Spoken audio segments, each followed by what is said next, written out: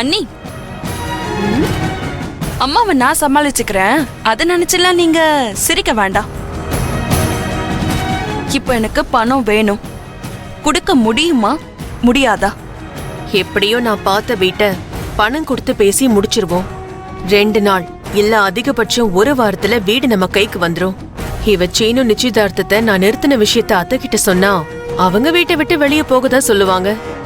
எப்படியும் இப்ப நாம போகதான் போறோம். எதுக்கு இவளுக்கு காசு கொடுக்கணும்? இவ சொன்னா சொல்லட்டும். அவங்களே நம்மள வீட்டை விட்டு அனுப்புன மாதிரி இருக்கும். இப்ப நமக்கு அதுதான் சேஃப். அண்ணி, என்ன ரொம்ப நேரமா யோசிச்சுட்டே இருக்கீங்க? சாரி, என்கிட்ட இப்ப பணம் இல்ல.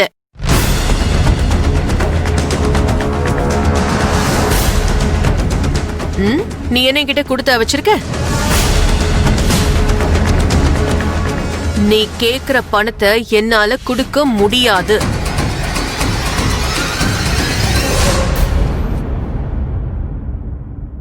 என்ன நீ தெரிஞ்சுதான் பேசிட்டு இருக்கீங்களா? நல்லா தெரிஞ்சு தெளிவாதான் பேசிக்கிட்டு இருக்க. நீ கேட்ட பணத்தை என்னால கொடுக்க முடியாது.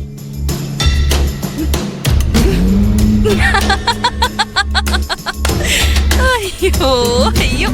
ஏய், என்ன நக்கலா? எதுக்கு இப்ப சிரிக்கிற? எதுக்கு சிரிக்கிற? எங்க சொல்லணுமோ அங்க சொன்னா பணம் தானா வரும்ல. போ போ போய் சொல்லிக்கோ. நீ இனிமே யார்கிட்ட சொன்னாலும் உனக்கு பணம் கிடையாது. போடி. என்ன இவங்க இவ்ளோ ஸ்ட்ராங்கா அம்மா கிட்ட சொன்னாலும் பரவாயில்லன்னு சொல்றாங்க? அப்ப வேற ஏதோ பிளான்ல இருக்காங்க.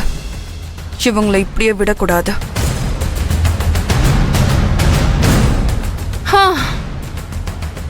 சரி அண்ணி, நான் பாத்துக்கிறேன்.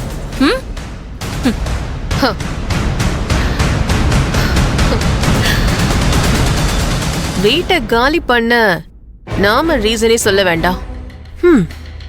எல்லாம் அதுவா நடக்குது. நடக்கட்டும் நடக்கட்டும்.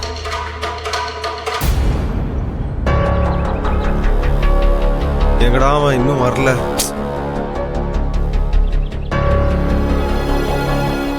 டேய், அவர்கிட்ட ஃபோன் பண்ணி சொன்னியா? வந்துருவார்ல? ஓ ஐயா சாமி, இதே இன்னும் எத்தனை தடவை கேட்டுட்டு இருப்ப? ஃபோன் பண்ணி சொல்லியாச்சு, அவன் வந்துருவான். போதுமா? ஏய், வந்துருவான்டா. யாரா? டேய், தாத்தா ஃபோன் பண்றாரா? தாத்தா ஸ்பீக்கர்ல போடு. சொல்லுங்க தாத்தா. பார்த்தா, ரஞ்சனியை பத்தி ஏதாவது விஷயம் தெரிஞ்சதா? இல்ல தாத்தா, இப்ப வரைக்கும் எங்களுக்கு எதுவுமே தெரியல. நாங்களும் அதை பத்தி தான் விசாரிச்சுக்கிட்டு இருக்கோம். இப்ப கூட நம்ம சீனு வர சொல்லியிருக்கோம். அவன் மூலமா ஏதாவது விஷயத்தை தெரிஞ்சுக்கலாமேன்னு. டேய், கொஞ்சம் சீக்கிரமா கண்டுபிடிங்கடா. என் பேத்தியோட வாழ்க்கடா இது. டேய், நாள் வேற நெருங்கிட்டு இருக்குடா. எனக்கு ஒண்ணு மட்டும் கண்டிப்பா நல்லா தெரியும். ரஞ்சனிக்கு இந்த கல்யாணத்துல 1% கூட இன்ட்ரெஸ்ட் இல்ல. இன்னைக்கு என்ன நடந்துச்சு தெரியுமா?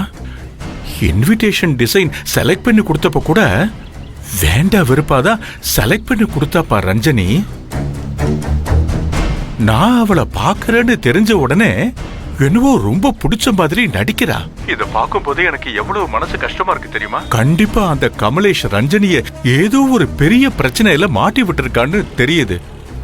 அது என்னன்னு கொஞ்சம் சீக்கிரமா கண்டுபிடிக்கடா ப்ளீஸ். சரிங்க தாத்தா, நீங்க எதுக்கும் கவலைப்படாம இருங்க. நாங்க பாத்துக்கிறோம். எங்களுக்கு ஏதாவது தகவல் தெரிஞ்சா உடனே உங்களுக்கு ஃபோன் பண்ணி தகவல் சொல்றேன் தாத்தா. நான் உங்களை தாண்ட நம்பி இருக்கேன். சரிங்க தாத்தா. சரி பார்த்தா, சரி வச்சிடறேன். என்னடா ரஞ்சினிக்கு கல்யாணத்துல விருப்பம் இருக்கிற மாதிரி நடிக்கிறான்னு தாத்தா சொல்றாரு. டேய், விருப்பமே இல்லாம இந்த கல்யாணத்துக்கு எதுக்குடா ஒத்துக்கணும்? டேய், சீனு வந்துட்டாரா? சீனு வந்துட்டான்டா. வாங்கடா. சின்னு,